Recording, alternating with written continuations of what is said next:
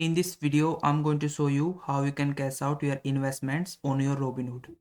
Now to cash out your investment on Robinhood, first you need to sell your stocks, ETF or cryptocurrency where you have invested your money. So open up your Robinhood app and then just you need to go to your stocks or cryptocurrency.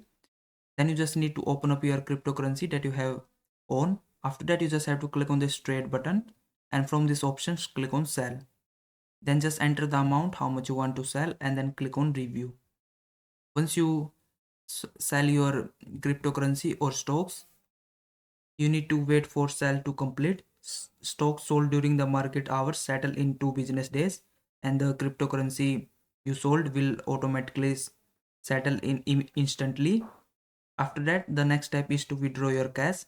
So once your fund has been settled, you can simply click on this profile icon from the bottom of your screen, then click on this three-line menu.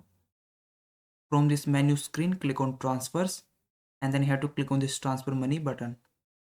Then just simply enter the amount how much you want to transfer, and in this two sections select your bank account and then click on this review button.